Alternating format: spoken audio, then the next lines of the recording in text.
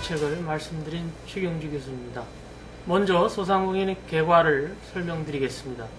중소기업은 전체 사업체 수의 96.1%이고 전체 종사자 수의 57%인 806만 명으로 국민경제의 실핏줄 역할을 하고 있습니다. 특히 소상공인은 전체 사업체 수의 87.9%인 275만 개이고 전체 종사자 수의 37.7%인 533만 명을 차지하고 있습니다. 중소기업 및 소상공인의 범위를 말씀드리겠습니다. 제조업과 광업, 운수업, 건설업은 상시근로자 50인 미만을 중소기업이라고 보며 소상공인은 10인 미만을 소상공인의 범위로 설정하고 있습니다. 도소매업과 음식업, 숙박업 등 기타 업종은 상시근로자 10인 미만, 소상공인은 5인 미만을 소상공인 범위로 보고 있습니다.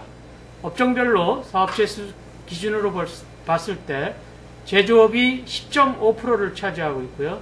도소매업은 27.9%, 음식, 숙박업은 20.6%를 차지하고 있으며 생활형 서비스업 중심으로 구성되어 있습니다. 그러면 본격적으로 소상공인 정책에 대해서 말씀드리겠습니다. 소상공인의 전담은행을 설립해야 한다는 것입니다. 소상공인의 금융 접근성을 제고하고 가용성을 제고하여 신용카드 가맹점 수수료의 획기적인 인하, 소상공인의 수익성 개선을 위한 금융 업무를 제공하는 인터넷 은행을 설립하는 것입니다. 이는 소상공인의 안정적 경영을 지원하기 위하여 금융사업을 통한 소상공인과의 연계, 소상공인에게 금융 혜택을 지원함으로써 자생력 있는 자영업자로 발전시킬 수가 있습니다.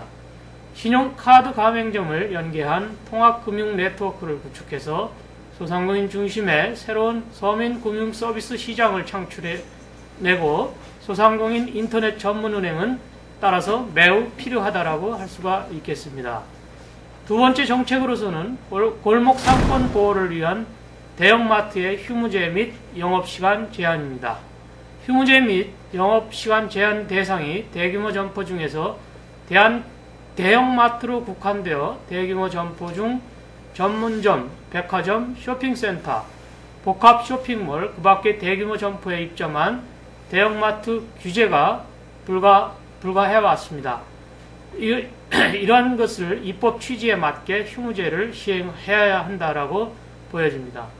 세 번째 정책으로서는 소상공인 전용 물류단지를 조성해야 한다는 것입니다. 이는 소상공인을 위한 물류단지 시설을 집단적으로 설치하여 원스톱 서비스를 제공하는 데 있습니다. 운송, 하역, 포장, 가공, 조립, 통관, 보관, 판매, 정보 처리 등을 위한 물류 터미널 및 저온 냉동 창고, 공동 배송센터를 설치해서 원스톱 서비스를 제공해야 합니다. 또한 소상공인의 가격 경쟁력 제고를 위해 중소유통 물류센터를 구축을 확대해 나가야 한다고 보여집니다. 소상공인을 위한 네 번째 정책으로는 업종별 중소기업의 고유업종을 지정한다는 것입니다. 이 관련 법은 대중소기업 상생협력 촉진에 관한 법률에서 하고 있습니다. 2004년부터 일부 업종부터 2007년 말 중소기업 고유업종 전면 해제 후 제조업은 물론 소상공인 영역인 골목상권, MRO, 기업 소모성 자재 업종, 제과업계, 화약 및 외식업 등 전 업종에 걸쳐서 대기업의 무차별적인 사업 참여가 되어 왔었습니다.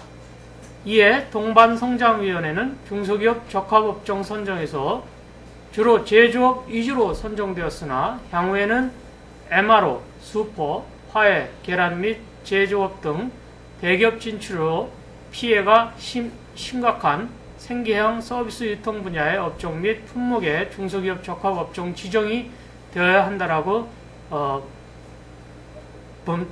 보여집니다. 또한 다섯 번째 소상공인 정책으로서는 대기업의 우월적 지위를 이용한 소상공인 업계에 대한 불공정 행위 근절과 관련 법규 정비 및 시스템 개선이 필요하다라고 할 수가 있겠습니다. 그동안 공정거래위원회가 대기업과 중소제조기업 문제에 분쟁 조정 등에 관심을 가져왔으나 대기업의 우월적 지위를 이용하여 소상공인의 업무 영역에 침범하는 시스템에 대하여 소상공인들의 영업권을 제대로 보호받을 수 있도록 제도적 뒷받침이 필요합니다. 다음 번째 정책으로서는 카드 수수료 인하 정책입니다. 지금 카드 수수료는 3%대의 사실상 고리 대금업이라고 할 수가 있겠습니다. 자영업 기반이 약화되는 원인이 직접적인 원인이라고 볼 수가 있겠습니다. 신용카드 가맹점에 대한 카드 수수료는 현재 자영업자의 영업 환경 등을 고려할 때 반드시 획기적으로 낮춰야 합니다. 대다수 영세 자영업자들의 영업이익이 매출 대비 6%대에서 머무르고 있는 현 시점에서 카드 수수료 영업이익의 절반에 해당하는 3%의 카드 수수료를 부담토록 하는 것은 자영업 기반을 고사시키는 핵심 원인이 아닐 수 없습니다. 여신금융업협회 발표에 따르면 백화점, 대형마트 및 골프장 등 신용카드 수수료율이 평균 1.5%에서 2.7%인 반면에 서민형 자영업종인 자동차 정비업, 의류, 안경점, 제과점, 미용실 등의 업종은 평균 3% 이상의 높은 수수료를 부담하고 있는 실정입니다. 게다가 카드 회원은 동일함에도 백화점의 귀금속 매장에는 1.5%를, 전통시장 귀금속 매장에는 3.6%의 수수료를 부과하고 있어 대외 협상력이 미약한 소상공인은 동일 업종 간에도 대형 카드 가맹점에 비해 최대 2.4배의 높은 수수료율을 부담하고 있는 상황입니다. 경제활동 인구 1인당 4장에서 5장의 신용카드를 가지고 있는 상황에서도 고비용의 판촉비를 부담하면서까지 모집인을 통한 회원 확보에 열을 올리고 있는 점을 감안하면 추가 수수료 인하가 충분하다고 할 수 있겠습니다. 다음은 7번째 소상공인을 위한 정책으로서는 초등학교 학습 준비물 무상 지급의 건입니다. 현재 서울시 교육청을 비롯한 각 지방교육청이 초등학교 학습 준비물을 1인당 2만원에서 5만원까지 무상 지급하고 있습니다. 전국 16개 교육청 학습 준비물 무상 지급 금액은 약 850억에 이르고 있습니다. 일선 학교에서는 교육 및 사무용품을 교원단체인 학교 한국교직원공제회의 자회사인 교원나라가 운영하고 있는 S2B 교육기관 전자조달 시스템을 통해서 전자계약 방식으로 구매하고 있습니다. 따라서 소상공인을 위해서는 학습 준비물 지원 예산을 개인 학생에게 지급하여서 문구점에서 직접 구매할 수 있도록 하여 영세 문구업계의 보호 및 지역 활성화에 기여하도록 해야 합니다.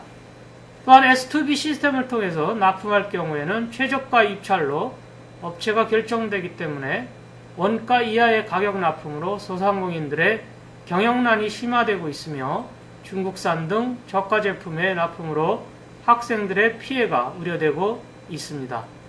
이를 제도 개선을 통해서 학습 준비물 정책을 재검토하여 기존 학교 앞 문구점이 다시 살아날 수 있도록 하는 정책을 개발해야 합니다.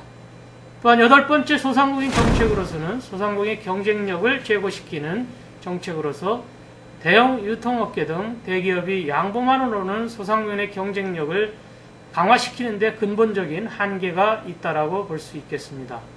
따라서 소상공인 전체 업계의 수요를 반영한 전문인력 지원, 교육 지원, 컨설팅 지원, 상생발전기금 설치 등 중장기적인 상생협력 방안이 마련되어야 합니다.